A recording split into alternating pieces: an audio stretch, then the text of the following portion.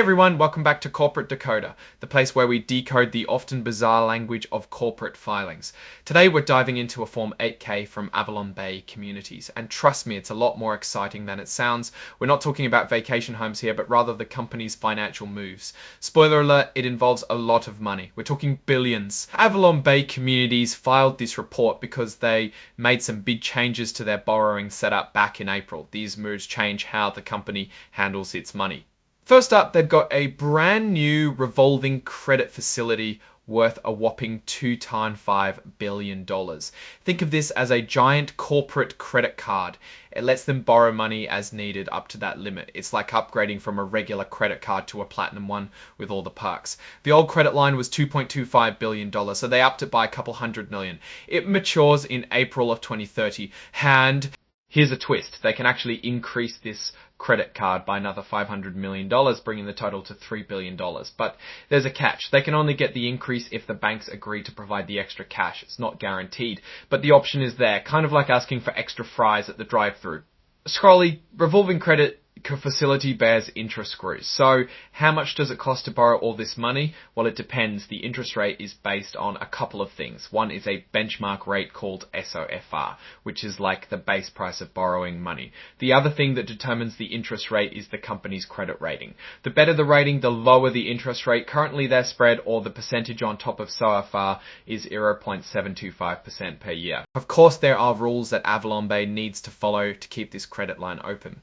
These rules are called covenants. They involve things like maintaining certain levels of debt and ensuring they have enough earnings to cover their debt payments.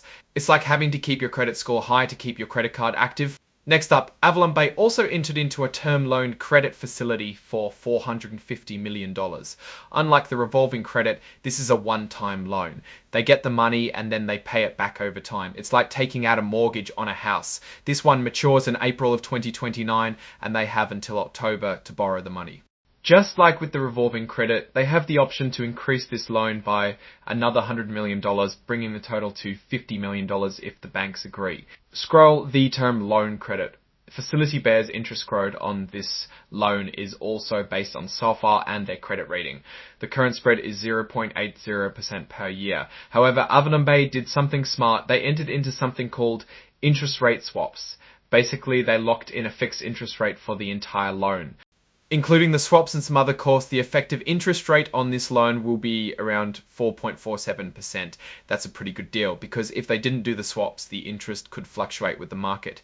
It's like choosing a fixed rate mortgage instead of an adjustable one. Finally, AvalonBay made a move with their commercial paper program. Basically, it's a way for them to borrow money for short periods of time by selling notes to investors. They've increased the amount of these notes they can issue from $500 million to a full $1 billion.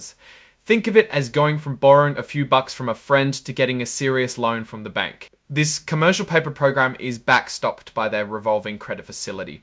What that means is that they promise to keep enough space in their credit line to cover any commercial paper notes that are outstanding. It's like saying, don't worry, we have a backup plan if we can't pay you back from our regular income. Now, the company makes some forward-looking statements, meaning they're making predictions about the future. They caution that things might not go exactly as planned. There are risks and uncertainties that could cause actual results to be different. It's a legal disclaimer saying, hey, we're giving you our best guess, but don't hold us to it.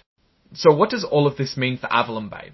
Well, on the one hand, they've secured a lot of borrowing power. This gives them flexibility to invest in new projects, refinance existing debt, or weather any unexpected storms. It's like having a full toolbox ready for any repair. On the other hand, taking on more debt always comes with risks. If the economy slows down or their business performance declines, they could struggle to make their debt payments. It's like borrowing too much money and then getting laid off from your job. Overall, AvalonBay seems to be making strategic moves to position itself for future growth. The new credit facilities give them the financial flexibility they need, and the interest rate swaps help to manage their borrowing costs. However, it's important to keep an eye on their debt levels and how they manage their risks. Thanks for watching. If you found this video helpful, please give it a like, leave a comment, and subscribe for more corporate deep dives.